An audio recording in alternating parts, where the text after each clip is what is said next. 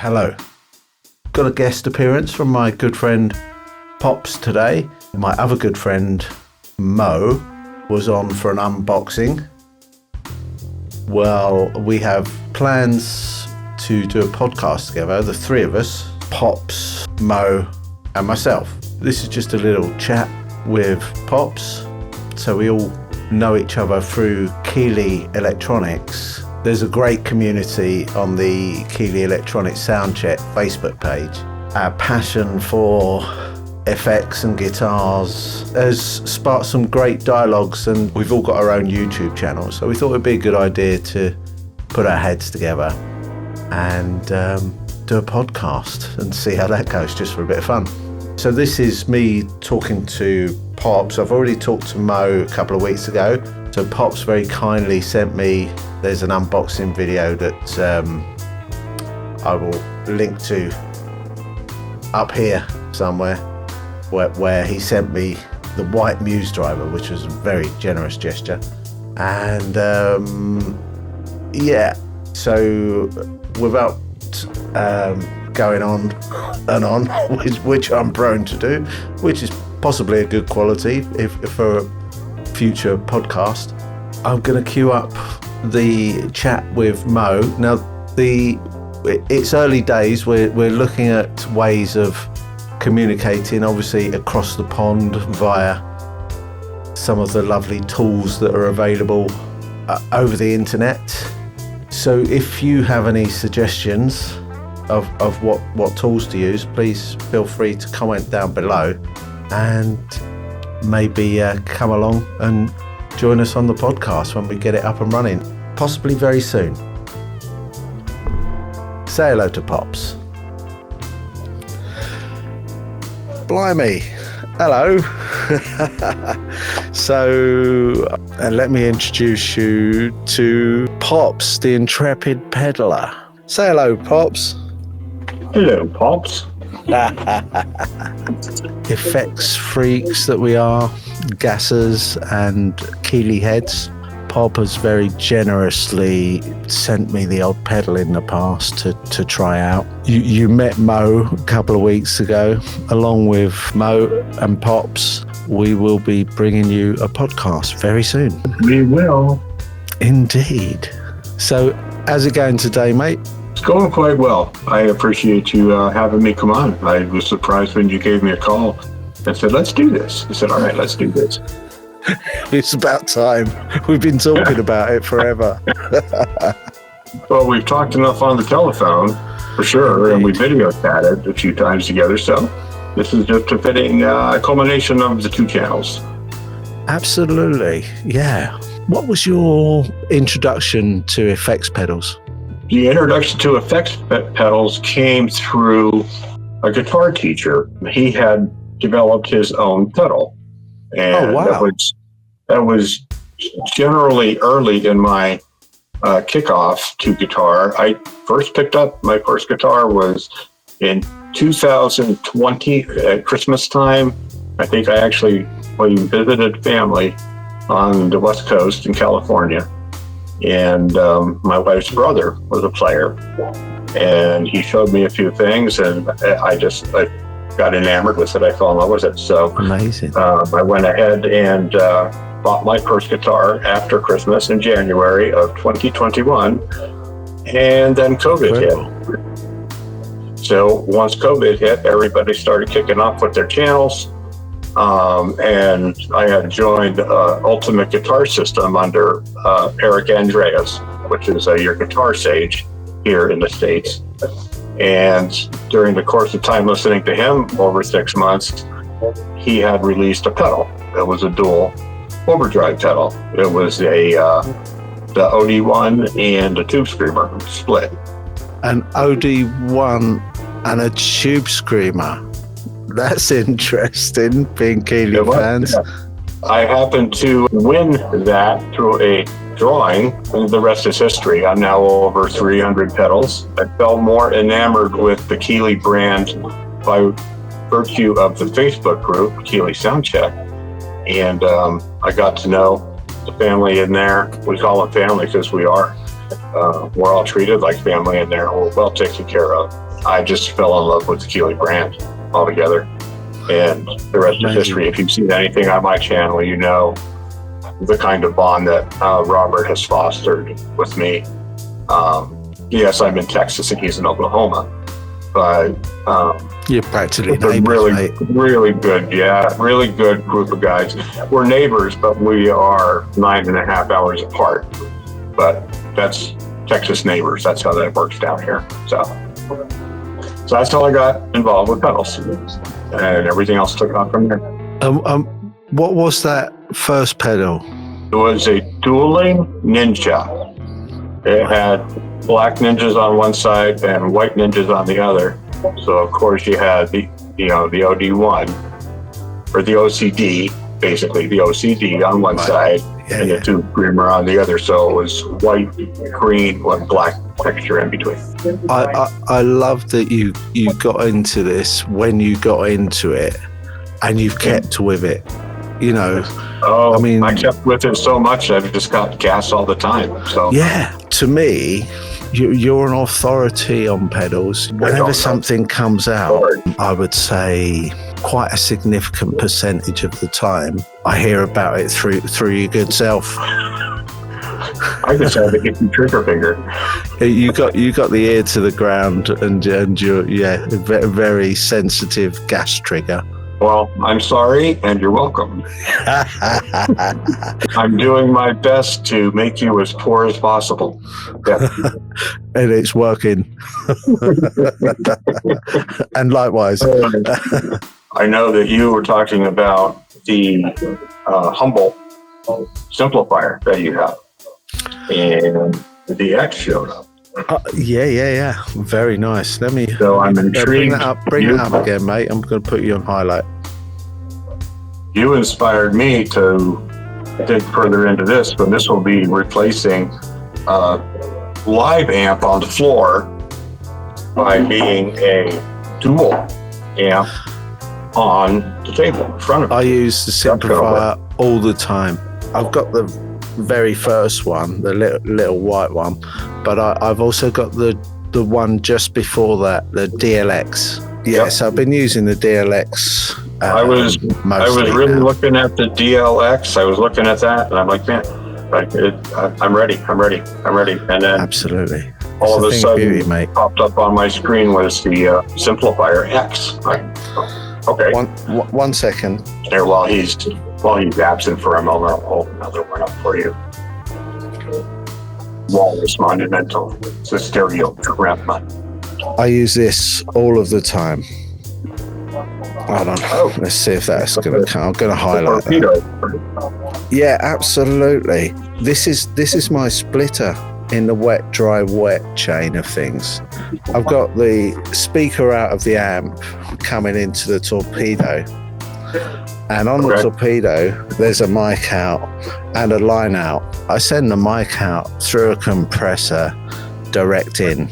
That's the dry sound. So I've got any overdrives are in front of the amp, through the speaker sim, straight in, compression into the card. Now, any wet then I take from the line out and put into delays, reverbs, tremolos, whatever that you want in your wet. Of course, because it's the line out, it's not speaker emulated. So I just put that into the effects return of the Simplifier. So it goes through the speaker emulation, and then I can do mono or stereo for wet, dry, or wet, dry, wet. You run that into your Evo at that point, correct? Into my Evo. Evo, EVO, your interface. Yeah, sorry, mate. Evo, correct. Yeah, the. And then back into your talk box. Yes. And it just sounds amazing. Yeah. No, the Audience Evo 16. Correct. Yes. Yeah, I've been using that quite a bit lately. It works well with Cubase. I've been also using the SSL 12. It sounds amazing recording in 32-bit. But the driver recently popped on that, But it's working again now. That made me do the leap to get working with the audience. And that's 24-bit 96. It's still good. 32-bit 96 is good because don't have to worry so much about clipping. Gotcha. When you run into your torpedo, do you run direct from the cab? The torpedo's plugged into the speaker output of the amp. Okay. There's no mics involved. It's an emulation of a mic against a speaker cab. Gotcha. And you can switch between bass or guitar. I could run it without emulation from the line out, and 2 notes give you loads of extra cab sims. But it's what do they call it? It's option paralysis. I like to keep it simple, you know. Right. You know, once you start, it's like with pedals. Once you start adding screens and 5 different levels to menus, I just want to turn something on, flick a switch, turn a knob, and play. And that's one of the things we were talking about Keeley a few minutes ago. That's one thing that I really admire about Keeley is that there aren't any LED screens and menu deep dives and tweak this and nudge that and stand on your head and try to get a perfect signal. You know, it's good to go. Now, standing on your head's not such a bad thing, but you know, that's another pursuit, yoga. You know, but, maybe not standing on the head and playing guitar. You might need to be Red Hot Chili Peppers level to do that. You know what I mean? Or Yehudi Menuhin. It could be a very gravity-laden situation. Are you familiar with the famous violinist Yehudi Menuhin? Yes, to listen to, yeah. He's a really well-known violinist in the 50s and 60s, that sort of era. He was also a conductor. He famously conducted Beethoven's Fifth Symphony. What was it, the fifth? Anyway, a Beethoven symphony in Shirshasana, which in yoga is the headstand. He said this, you know, he's at the Albert Hall or somewhere, standing on his head. Da, da, da, da. I mean, imagine that. That's mad. The musicians always have a sense of humor. We have to. Absolutely. Yeah. Or we'll go batty. Yes, we were talking about what I was getting back to was Keeley when with menu diving and that. Well, you know as well as I do, just the past couple days, the Zoma was released, which was tentatively called the Hydra Core, and it pared it down to 3 different types of the most popular reverb types, and then it also coupled in the 3 different types of the most usable, you know, the harmonic and of the tremolos, and it made it so much simpler. It's still a stereo pedal, but you've got 3 knobs on it instead of 5. You know, absolutely. You don't have to dive here and there and twiddle this and twiddle that. It's very user friendly. It's very kid friendly because the knobs are so large on it. You can adjust them with your feet. Absolutely. So that's a little more usable when people start. You know, anybody that's new to this with finding us talking about this stuff. If they go and they look for, you know, the Monumental or the Simplifier X, you know, or the Torpedo, or, you know, things like that can start to get a little on the pricey side. We know that. And it's all a matter of what you're looking for. So you were talking about the Evo 16. Yeah, it's got a pretty decent price tag to it as well. So I just reached over, I'm setting up something here in the studio. Yeah. And I've got the Evo 8. Very, very nice. Yeah. It's less than a third of the price of the 16, right? But it's a great entry level.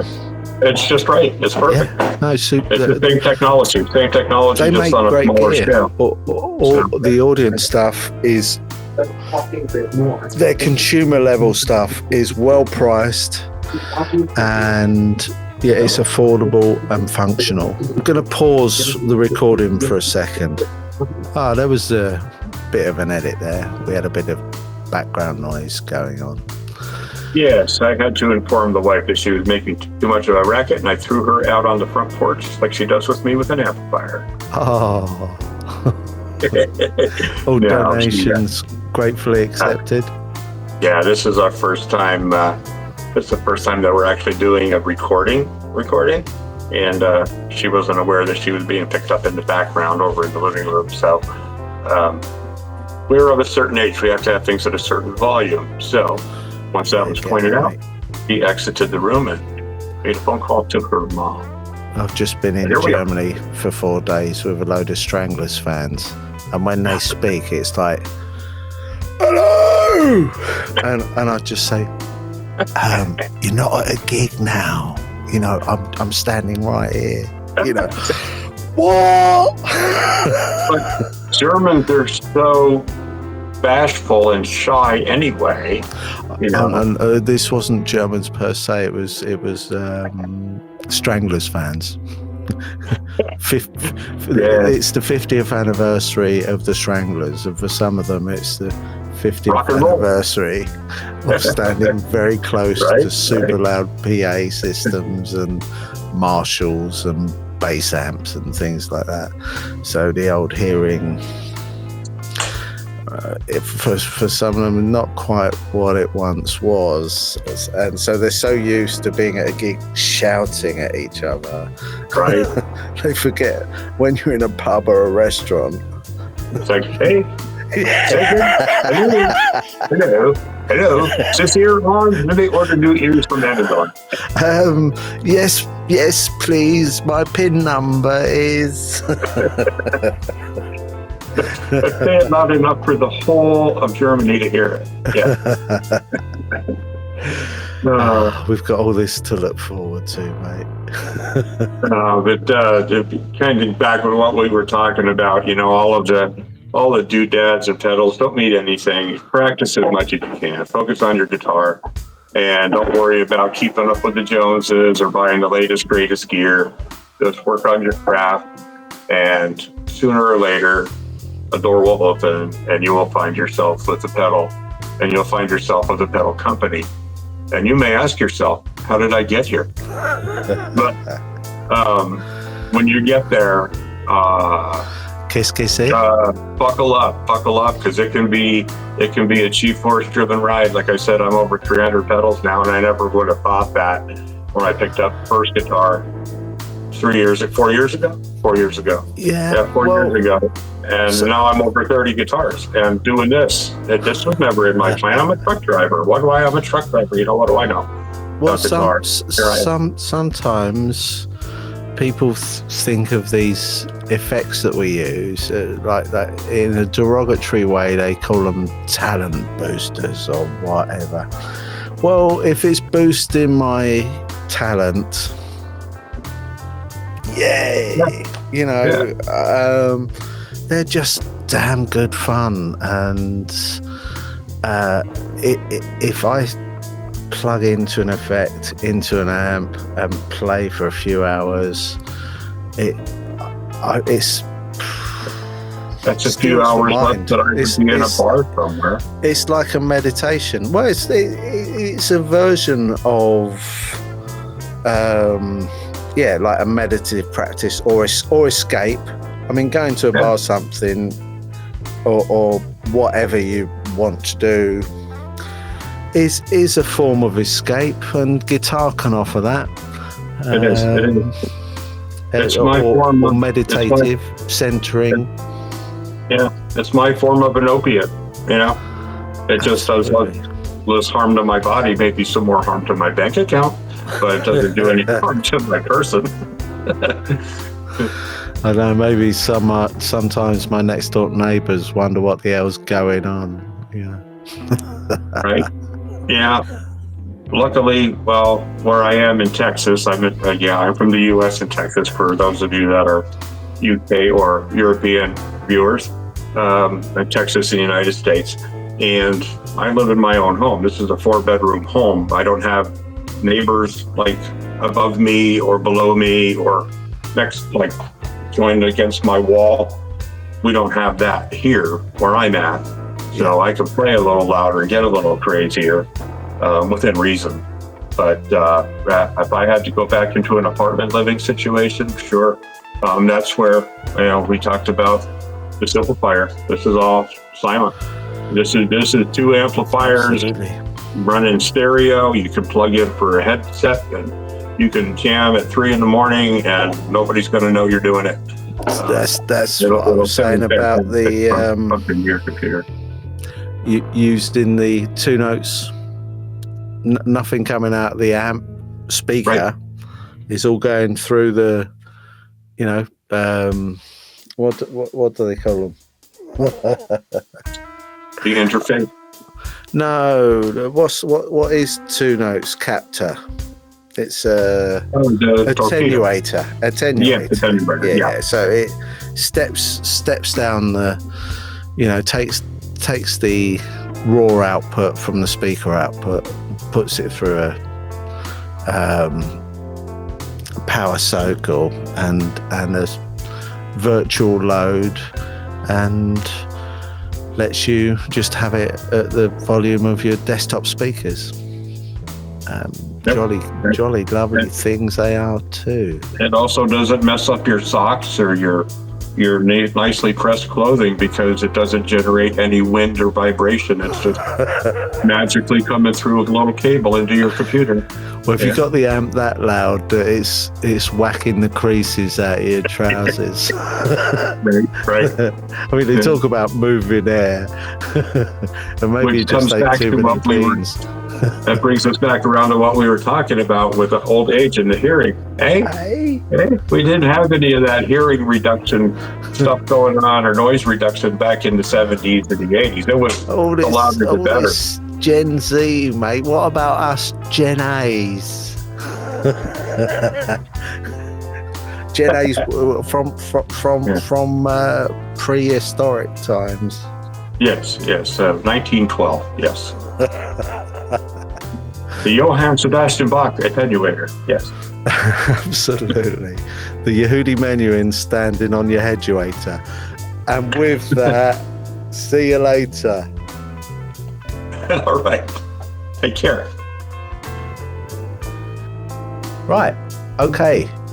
Sorry for the abrupt ending. We were actually waiting for Mo to join us for our first podcast. So if you saw another wallpaper chop in at the end, and we very quickly said, okay, that's it now, bye-bye. That's because Mo joined us and we were ready to do the podcast. I will link it down below when it's done, when it's ready, and I'll probably do a little short or something just to introduce the channel. It'll be on its own channel, but for now, thank you for watching. My name's Matt. Please like, subscribe and comment, and thank you very, very much to my patrons on Patreon. Very, very much appreciated. So cheers. Hope to see you soon. Bye bye.